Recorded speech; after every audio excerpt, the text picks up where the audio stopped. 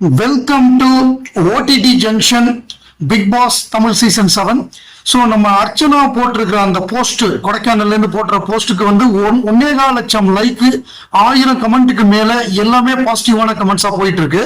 So மெயினா வந்து ஒரு விஷயம் ஷேர் பண்ணணும்னு நினைச்சேன். அதாவது பிக் பாஸ் உள்ள நடந்ததை விட வெளியில நடந்த விஷயங்கள் தான் இந்த பிக் பாஸ் நிகழ்ச்சியை சில பேருக்கு வந்து பாதகமா மாத்திருக்கா, அவங்கள கீழே தள்ளி விட்டுருக்கா அப்படின்னு ஒரு அப்சர்வேஷனு.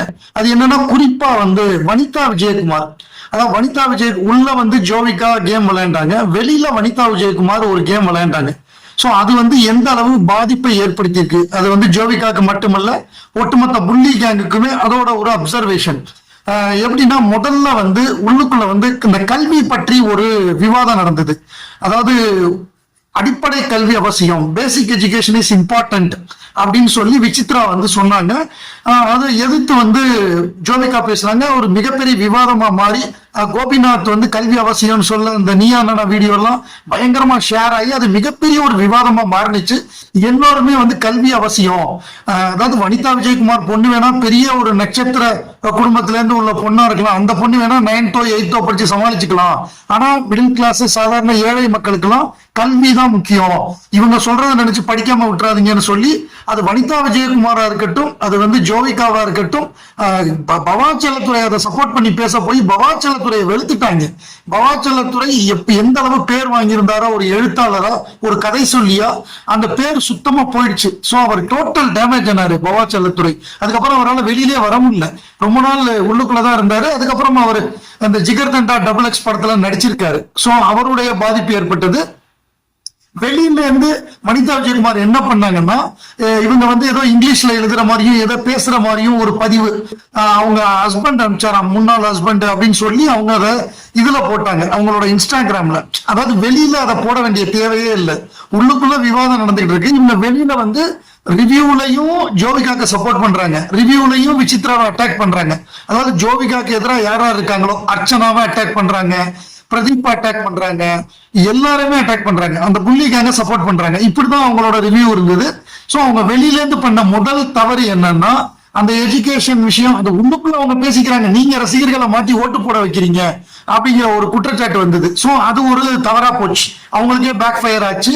யாருமே வந்து ஜோவிகாவை விரும்பாம போச்சு. ஜோவிகா வந்து அந்த புள்ளி கேங்ல இருந்ததுனால நாமினேஷன்லயே வராம அழகா தப்பிச்சுக்கிட்டே இருந்தாங்க.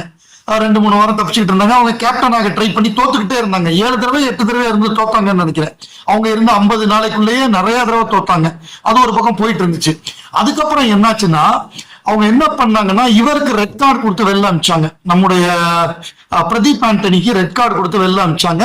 அதுக்கு பல்வேறு காரணங்கள் சொல்லப்பட்டது. யாரெல்லாம் காரணமா இருந்தாங்க, யாரெல்லாம் ரெட் கார்டு தூக்குனாங்க, அது எல்லாருமே நமக்கு தெரியும். தூக்காதவங்க யாருங்கிறது நமக்கு தெரியும். அது தூக்காதவங்க எல்லாம் மிக முக்கியமா அர்ச்சனா, தினேஷ், விசித்ரா, இவங்க எல்லாம் தூக்கல.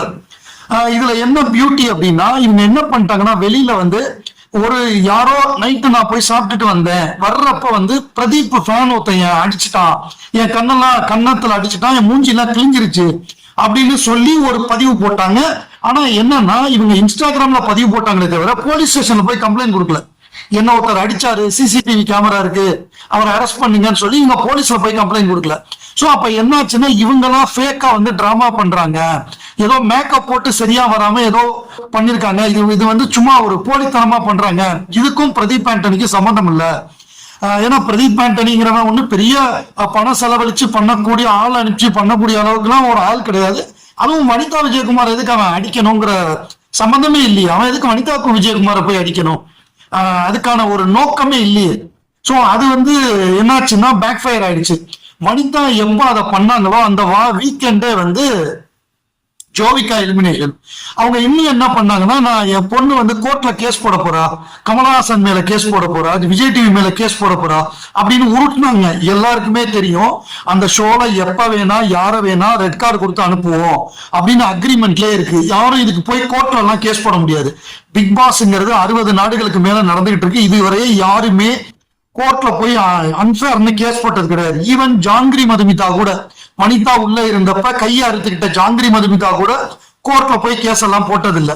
அதை பத்தி அவங்க பேட்டியும் கொடுத்தது இல்ல. பேட்டி கொடுத்தாலும் அவங்க மேலதான் வழக்கு பாயும். ஸோ அப்படிதான் அக்ரிமெண்ட். ஸோ எண்டமால் ஷைன்ங்கிறது வந்து ஒரு சாதாரண கம்பெனி கிடையாது. அவங்க உலகம் ஃபுல்லா இதை நடத்திட்டு இருக்காங்க. அவங்க வந்து என்ன சொல்றது, பிக் பிரதர்ல ஆரம்பிச்சு என்னென்னமோ பண்ணிட்டு இருக்காங்க. ஸோ அப்படி இருக்கிறப்ப கோர்ட்டு கேஸ் எல்லாம் போட முடியாது. அதெல்லாம் குழந்தைத்தனமா இருந்துச்சு. இந்த மாதிரி உருட்டுதுங்கிறது எல்லாருக்குமே தெரிஞ்சிச்சு. இன்னொன்னு அப்சர்வ் பண்றாங்க இவங்க வனிதாவை. அதாவது வனிதா வந்து பிக் பாஸ்க்கு 3 தடவை உள்ள போனாங்க. அதுக்கப்புறம் பிக் பாஸ் ரிவ்யூ பண்ணாங்க. பிக் பாஸ் தான் பொண்ணை அனுப்பிச்சு வச்சாங்க. பொண்ணை அனுப்பிச்சு வைக்கிறப்ப அந்த ஆடியன்ஸ்ல உட்கார்ந்து இருந்தாங்க. இப்ப திருப்பி ரிவ்யூ பண்றாங்க. அடுத்தாப்புல அவங்க அடுத்த சீசன்ல அடுத்த பொண்ணை அனுப்புவாங்க. பிக் பாஸ் மூலமா அதிக பயனடைஞ்சது வனிதா விஜயகுமார் குடும்பம் தான். அப்படி இருக்கிறப்ப இவங்க கோர்ட்டு கேஸ்ன்னு சொன்னதை யாருமே நம்ப தயாரா இல்லை. அது ஒரு பேக் ஃபயர் ஆச்சு. அதுக்கப்புறம் மிகப்பெரிய பேக் ஃபயர் என்னன்னா, எல்லாரும் எலிமினேட் ஆகி வெளில வர்றாங்க. ஒவ்வொருத்தர வெளியில வராங்க. கடைசி வாரம் உள்ள போறாங்க. அப்படி கடைசி வாரம் உள்ள போறப்ப வனிதா விஜயகுமார் வந்து ஒரு டியூஷன் டீச்சரா இருந்து, ஒரு டியூட்டரா இருந்து அவங்களுக்கு பாடம் நடத்தி உள்ள போய் என்ன பண்ணணும்னு சொல்லி திருப்பி ஜோவிகா, பூர்ணிமா, எல்லாரும் நிக்சன் எல்லாம் உள்ள போய் சரவண விக்ரம் எல்லாம் போய் என்ன பண்ணணும், எப்படி பேசணும் எல்லாமே கத்துக் கொடுத்து அனுப்பிச்சாங்க. அதாவது அதுவரைய இருந்த ஓட்டை விட இவங்க போய் பண்ணதுக்கு அப்புறம் அர்ச்சனாக்கு விழுந்த ஓட்டுகள் பல கோடி ஓட்டுகள் அதிகமா விழுந்தது. சோ அதுதான் நடந்தது. இந்த மாயா, பூர்ணிமா, இந்த புள்ளி கேங்குக்கு வந்து மக்கள், ஜோவிகா இவங்க மேல உள்ள வெறுப்பு அதிகமாச்சு. அதுக்கப்புறம் தான் சரவண விக்ரம் போட்டு வெளுத்து, சரவண விக்ரம் வந்து ஐ குவிட் மை பேஷன் போட்டு இந்த மாதிரி எல்லாம் போடக்கூடிய ஒரு நிர்பந்தம் ஏற்பட்டது. இது என்னன்னா, உள்ளுக்குள்ள அவங்க என்னமோ விளையாடுறாங்க, அதை பார்த்து மக்கள் ஓட்டு போடுறாங்கன்னு விட்டு இருந்தா பிரச்சனை இல்லை. வெளியில இருந்து இந்த வனிதா விஜயகுமார் பண்ண சேட்டைகள், ஜோவிகா வந்து வெளியில இந்த போட்டியாளர்கள்லாம் கடைசி வாரத்துல உள்ள போய் போட்டு நம்ம அர்ச்சனாவை பாடப்படுத்தினது, இது எல்லாம் சேர்ந்து, அதாவது பிக் பாஸ்ங்கிறது உள்ளுக்குள்ள நடக்கணும். பிக் பாஸ்ங்கிறது இண்டிவிஜுவல் கேம், அது ஒரு டீம் கேம் கிடையாது. பிக் பாஸ் டைட்டில் வந்து 8 பேருக்கெல்லாம் பிரிச்சு கொடுக்க போறது கிடையாது. 50 லட்சம் ஜெயிச்சா டிவைடட் பை 8 போட்டு அந்த மாயாக்கு கொஞ்சம், ஜோவிகாக்கு கொஞ்சம், இப்படி எல்லாருக்கும் பிரிச்சு கொடுத்துட்டு இதுக்கு கோச்சா இருந்த எங்க வனிதா விஜயகுமார் கொஞ்சம் பிரிச்சு கொடுக்க போறது கிடையாது. தவறவோ வனிதா விஜயகுமாரே 3 தடவை உள்ள போய் தோத்துருக்காங்க. பிக் பாஸ் சீசன் 3க்கு போனாங்க, 2 வாரத்துல எலிமினேஷன். அப்புறம் ஒயில்டு கார்டை உள்ள போனாங்க, 2 வாரத்துல எலிமினேஷன். அதுக்கப்புறம் பிக் பாஸ் அல்டிமேட்டுக்கு போனாங்க. துண்ட காணும் துணிய காணும்னு அவங்க என்ன எலிமினேட் பண்ணுங்கன்னு சொல்லி ஓடி வந்துட்டாங்க. அதாவது கமல் சார் வந்து 2-3 வாரம் பண்ணாரு அல்டிமேட்ல. 3வது வாரம் அவர் வந்து நான் விக்ரம் படத்துல ஷூட்டிங்காக அவர் போயிட்டாரு. அதுக்கப்புறம் சிம்பு வந்தாரு. அந்த சிம்பு வந்த வாரமே இவங்க வந்து கிளம்பிட்டாங்க வனிதா விஜயகுமார். சிம்புவை பார்க்க கூட இல்ல.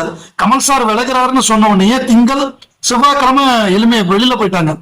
சோ அந்த மாதிரி போனவங்க. அதாவது நம்ம ஒருத்தர் கோச்சா இருக்கணும்னா அவர் ஜெயிச்சவர்கிட்ட நம்ம கத்துக்கிட்டோம்னா பரவாயில்ல. அவங்களே 3 தடவை போய் தோத்துட்டு துண்ட காணும் துணிய காணும்னு வந்திருக்காங்க.